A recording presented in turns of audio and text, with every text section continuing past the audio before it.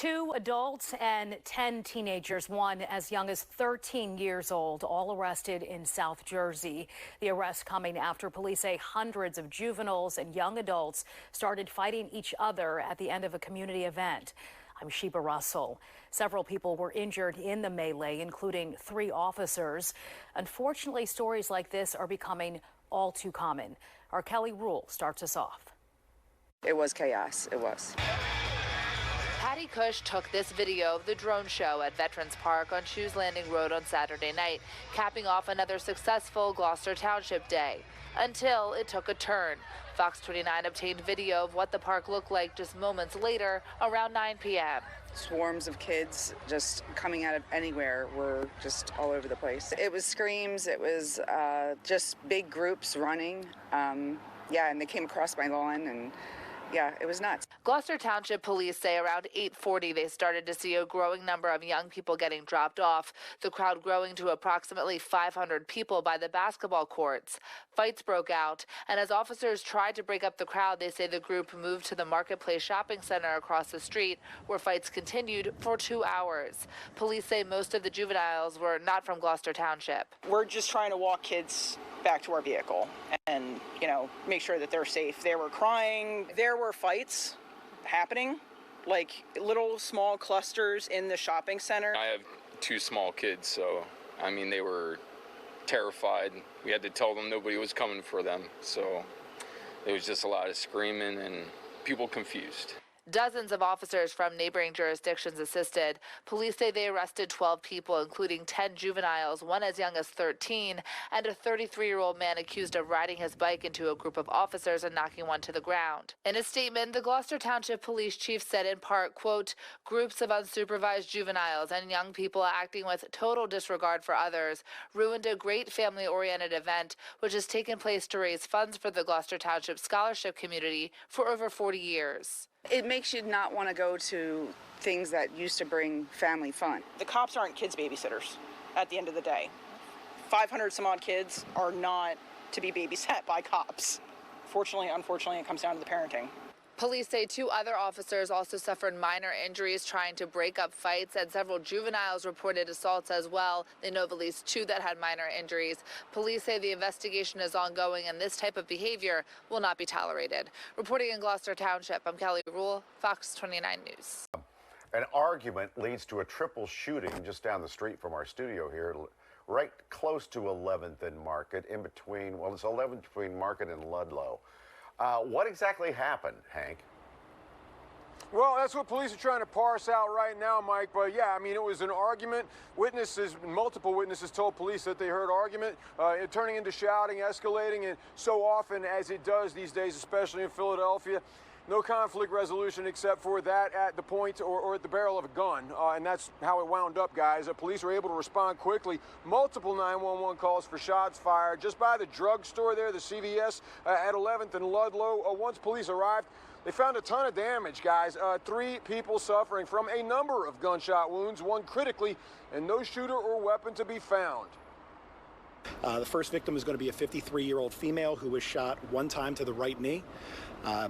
Victim number 2 is going to be a 22-year-old male who was shot 2 times to the left bicep. And victim number 3 is going to be a 42-year-old female who was shot 1 time to the pelvis and 1 time to the left arm.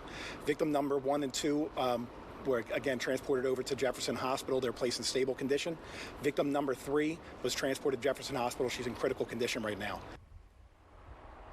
Now, Mike, police say they found several shell casings and what they called a projectile. I think you can take that to mean a bullet. The shooting investigation group is investigating. Police say they've got grainy video shot from a distance that is not much help, but they are parsing through surveillance video, which in that part of the city should be plentiful, guys. A ton of cameras in that neighborhood. Now, Mike, 107 people have been shot to death in the city so far this year. More than 3 times that many hit by gunfire, non-fatally. All of that down nearly 40% from where we were last year, which is certainly cold comfort to those 3 people suffering from those wounds up at Jefferson right now. And the guns are everywhere, as we know. So if you have any idea who police are looking for at this hour, guys, do give them a call. We begin at 5 with breaking news in the Mayfair section of Philadelphia. A 65-year-old woman shot and killed in what police are describing as some sort of dispute between neighbors. Good evening, I'm Sheba Russell. And I'm Dawn Timoney. We're told that fire crews left the scene just minutes ago. Steve, what have you learned? What can you tell us? Well, first of all, the fire department was here to use a saw to cut a safe because that's when detectives were still looking for the gun. They found the gun, but it wasn't in the safe. It was in the house. So here's what happened. The man who lives in where the door is open behind this tree, and that's where police still are, has had nothing but trouble with all the neighbors. And in fact, yesterday, hit the woman that he's now in custody, charged with killing, and that woman lived in the house next door with her husband, and she is the 65-year-old woman who was killed. They were unloading groceries. In fact, you can see the little groceries still stacked up on their front porch. So they had an ongoing dispute over work done on their porch rooftops when this man, who's now in custody, had some work done by somebody who wasn't what neighbors said was an approved contractor. It wrecked their roof next door. So that's been an ongoing issue between the two homeowners. So what happened yesterday was a fight. Police were here just yesterday, according to all the neighbors, and said the police told her to file some charges, and who knows if that happened or not, but that's all the police could do at that point because it was one word against another. You can see now police here getting next door neighbors' statements as well. So what happened today was when the woman and her husband were unloading their groceries, again, words were exchanged, and suddenly everybody hears at least 2 gunshots, and then everybody runs into their house. The police arrive, and they find this woman shot dead, and they find this guy, what they call barricaded in his house, would not come out at first. After a couple of hours, they got him out of the house, and then once they got him out of the house, they went in the house with a search warrant and just came out of the house moments ago with the gun in an evidence bag. So police are now going door to door, talking to some of the people that we talked to get the story about this ongoing dispute. And so Philadelphia police, the neighbors told us, said they could do all they could yesterday when they were here, and sadly, a day after that, where this woman was hit, according to the neighbors, by this man now in custody. Today, even worse, he got a gun and shot her, according to the neighbors who witnessed some of what happened before they took cover themselves. But they said this guy, who is pushing 70, in his late 60s, they figure, had ongoing trouble with not just her, but everybody. They all stayed away from him, they said, and they thought he was capable of doing something bad, but never this bad. Sheba, Dawn. Steve, I'm seeing a couple of houses that your photographer is going back and forth from. Is it the home with the American flag out front where we saw at least one child on the porch? Is that the home where the woman who was killed lives? Yeah, there was no child there. The children were next door, and Greg will walk to his left now and come with me. And where the man was barricaded, and you can see a keep out sign, that's where police are still in the house, and that's where detectives just came out with a gun and left here to go file their report and charges. So police are still holding the scene, and now that it's safe, they are now getting some statements from neighbors, too, about the ongoing dispute they may have had with this same man as they talk to people door to door as well. And you can see even behind us, police are going door to door on this side of the street as well, because they're hearing the same kind of stories we heard, that this man was nothing but trouble. They said even on hot days like this, he'd come out wearing a winter parka. So they thought something was wrong mentally with this man, but they didn't think that this was ever possible. They just thought at most it would be somebody hitting somebody like they saw yesterday, which was bad enough, they said, and they were hoping the police would be able to do a little more than they could yesterday, but the police did all they could, according to the neighbors who were talking to them. Just a tragedy that this could not have been prevented before it led to a death today. Steve Keeley, thank you. Philadelphia police laser focused on putting an end to high-end retail thefts after several stores in the city and surrounding counties got hit.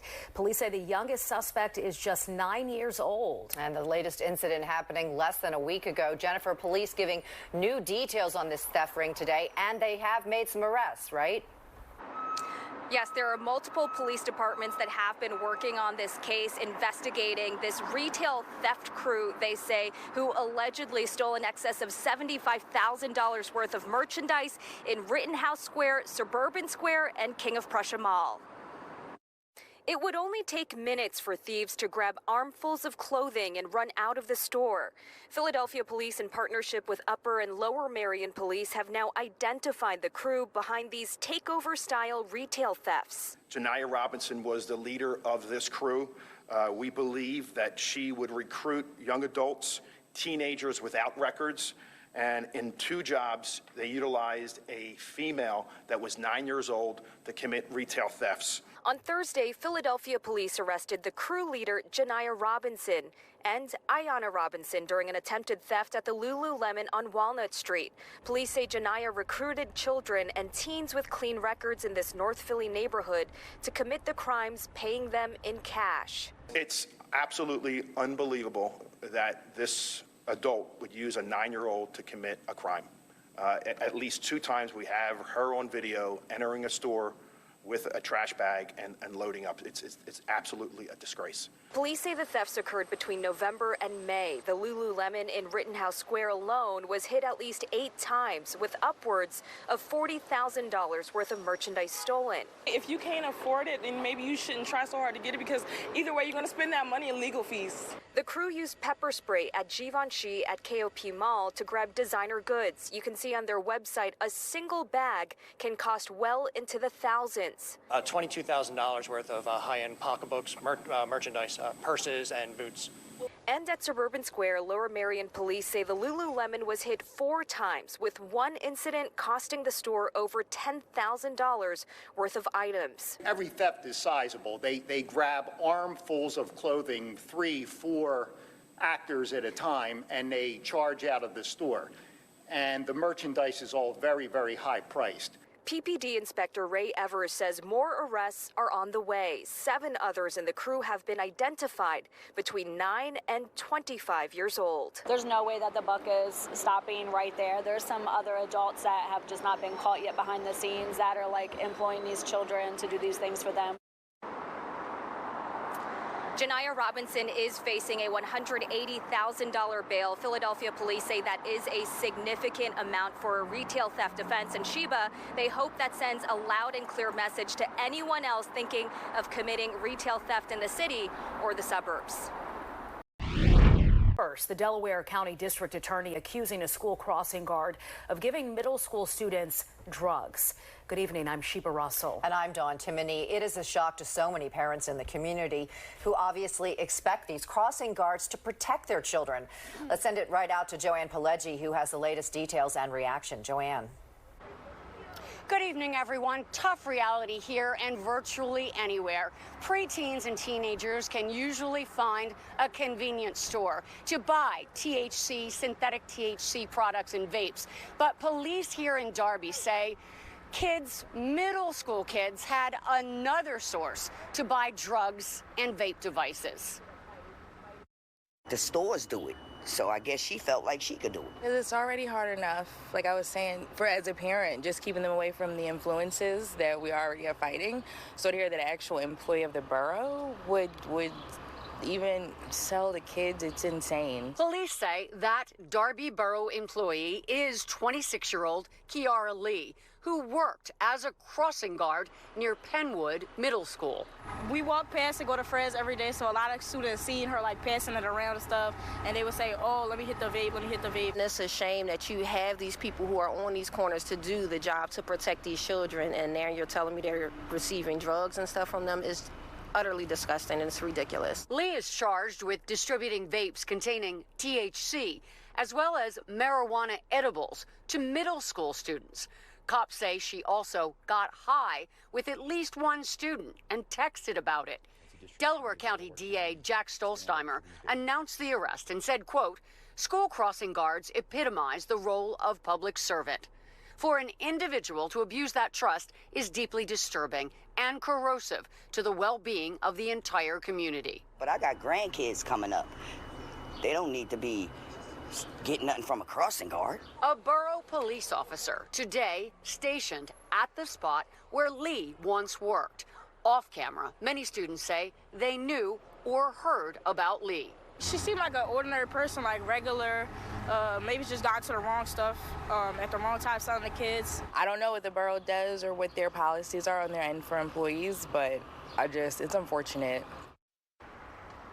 No comment from the borough who hired Lee. She apparently worked for the borough for the last couple of years. Police tonight confirming that she also worked for the borough's recreation department with kids. Police also saying tonight that they have shut down a local vape shop in connection with this investigation. Lee is being held on $20,000 bond at the county jail. Tonight we're live in Darby. I'm Joanne Pileggi, Fox 20. Biker who attacked a family in Center City last year. You'll remember the video, certainly. He's going to be going to prison. There's the suspect, Cody Herron. He'll face up to 4 years in state prison. The 27-year-old will then be on probation for 5 years. So here's the video, of course. He's jumping on top of the car. He jumps out the back window. There's 2 little kids in that back seat, so the mom gets out, and she's like, "What are you doing?" And they had that confrontation. This was just, he headbutts her. This was in October. Then he points a gun at her head. That was during an illegal motorcycle meetup. He pleaded guilty 4 months later to those charges of aggravated assault. The hunt is on for 2 men who backed a truck into a Fishtown gas station and ripped out an ATM bolted down inside. This is the 10 o'clock news. I'm Sheba Russell. And I'm Dawn Timoney. Investigators say the thieves wrapped a chain around the machine and tore it right out of the floor. Our Steve Keeley with the details. I think it's horrible. It's insane. Regulars who normally pass the ATM machine as they walk in through the door of the Carco gas station only see 4 holes in the floor where the bolts used to be. The ones that were supposed to secure the ATM machine in place so it could not be picked up and carried out, like regulars say was done here before. It's been multiple times that they come and target that spot for the same ATM machine. And that's why the owner's daily customers say he had this one bolted into the floor, but found out even that doesn't prevent it from being lassoed with a chain and ripped right out with a truck. And even bolting it in the floor doesn't help. Doesn't work. Nope, they still found ways to get it. Police say that store surveillance shows 2 guys backed a white Ford truck right through the front door and floor-to-ceiling glass next to it at 3:53 a.m. and chained the cash machine to it, then pulled it out, loaded it up, and hauled it away, with the gas station store along Aramingo Avenue being a convenient pit stop for criminals since it sits right at the foot of the entrance ramp to 95 South. There's been a few incidents there at that gas station. It's been robbed a few times. I don't know if it's just the location or what from 95, but the neighborhood right there is a really good neighborhood. I've lived in Fishtown my whole life. It's just a shame that they keep vandalizing and terrorizing this man. He's a business owner trying to make a living. This likely won't make this owner feel any better, but in an email, Philly police say ATM thefts in the city this year aren't just down, but way down. With only 5 this year, on pace for only 10 or 11 for the entire year. Last year, there were more than 4 times as many. 43 ATMs were ripped out and stolen from places like this. In Fishtown, Steve Keeley, Fox 29 News.